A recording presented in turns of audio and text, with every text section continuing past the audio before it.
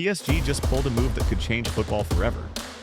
Hakimi's record-breaking contract, Donnarumma caught in transfer fire, and a shock signing shaking the locker room. But that's not all. Tom Brady's legacy gets cast in bronze, and the NBA's Christmas Day just became the biggest in history. Who wins, who loses, and who's bluffing? Find out in the Daily Sports Pod. Subscribe now to Zebratruth before you miss the twist. PSG Hakimi Donnarumma, football transfers, Tom Brady NBA news for Christmas today. We cover all sports drama and soccer talk on the Daily Sports Pod by Zebratruth. Stay tuned. The show starts now, folks. Hello, folks. Welcome back, everyone. Welcome to the Daily Sports Pod by Zebratruth. I'm your host, Thomas Smith, and today we're unpacking the major sports stories that have shaken up the world of sports this week. We unpack PSG's transfer sagas, Manchester United's rebuild, and Porto's surprise signing, blending facts with wit. The show also delves into Tom Brady's statue legacy, the Patriots' preseason optimism, and the NBA's star-studded 2025 Christmas lineup that have just been announced. We're joined today by our expert, Jane. Jane, welcome to the show. And let's dive right in, shall we? Let's kick things off in Paris, where PSG is rewriting the summer script. Hakimi gets a mega extension through 2029, making him the world's highest-paid defender. Meanwhile, the Donnarumma contract drama is fueling transfer rumors, and the arrival of Lucas Chevalier has surprised everyone. Is PSG building a dynasty, or just spending their way into trouble? Thanks, Thomas. So happy to be here today. Honestly, it's like a Netflix series, big contracts, bigger egos, and a plot twist with Chevalier. Locking down Hakimi screams stability, but also hints at a gamble. Shelling out $14 million a year could block academy talent and send a message that money trumps merit. You make a sharp point. Still, looking at the data, Hakimi's 17 goals and 27 assists in 147 games. He's not just a defender, he's PSG's creative heartbeat.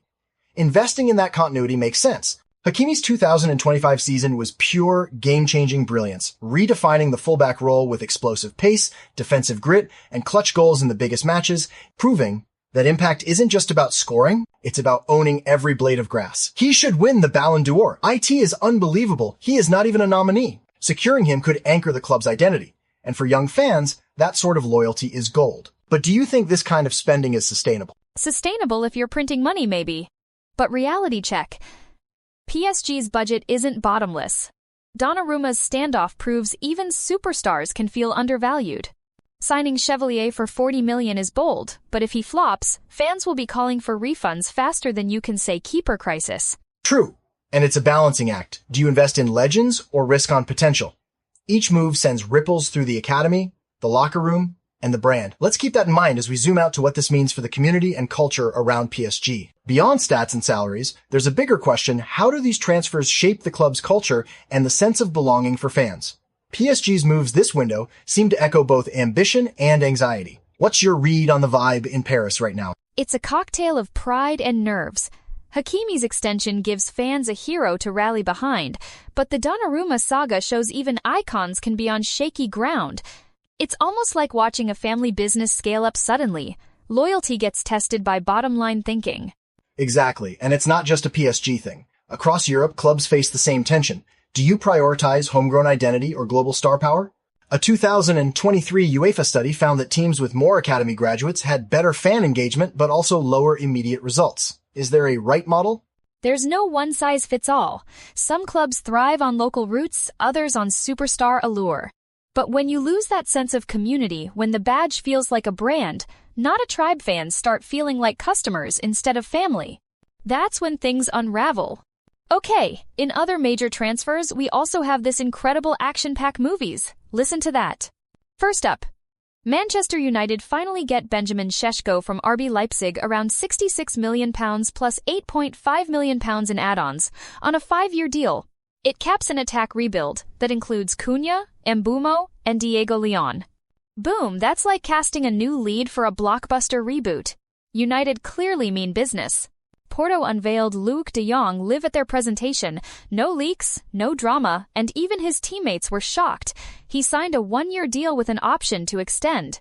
That's like Santa showing up early and handing you a gift in July. Nostalgic and genius. And that one is crazy.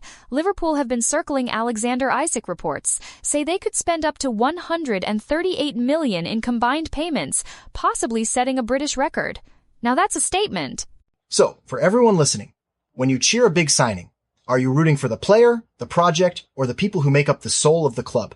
That's a question every supporter and club executive should wrestle with. Now, let's take this spirit of loyalty and legacy across the Atlantic to American football's own monument to greatness. Switching gears, let's talk Tom Brady. Immortalized with a 12-foot statue outside Gillette Stadium. Patriots fans are over the moon, but the moment reignited debates, does honoring one star risk overshadowing the team spirit that built the dynasty? It's classic GOAT syndrome. Brady's achievements, 6 Super Bowls, 17 AFC East titles, deserve all the bronze in the world. But when the statue's almost as tall as the trophy case, you wonder, are we turning athletes into demigods at the expense of collective effort? You've got a point. And even Brady joked, now Jets fans have something to throw beers at. Still, Robert Kraft called him larger than life, just like Tommy. There's a fine line between tribute and excess. Does this set a precedent where only the headline grabbers get immortalized? It's a slippery slope. The ceremony even interrupted preseason prep coach Vrabel ducked out mid-game.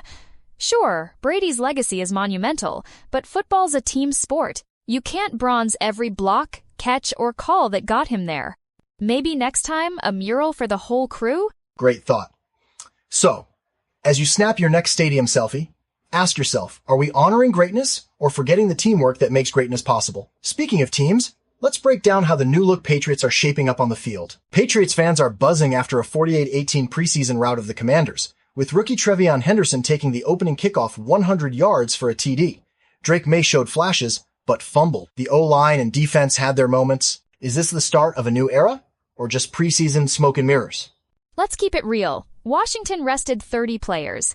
Henderson's return was electrifying. He joked, I thought the kicker was going to get me, so I had to hit the gas. But May's turnover and rookie linemen missing assignments show there's work to do. The hype is real, but so are the holes. Analytically, there's clear progress.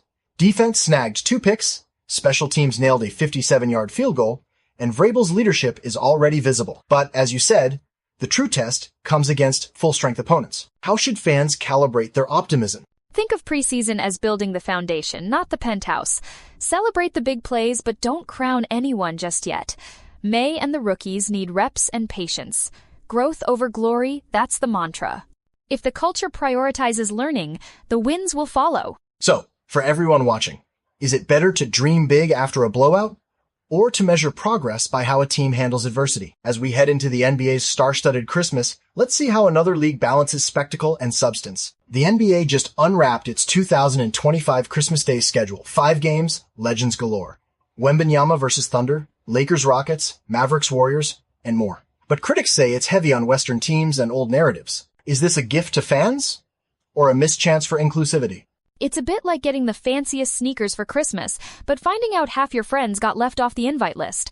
The West dominates, and the Celtics and Pacers are absent due to injuries.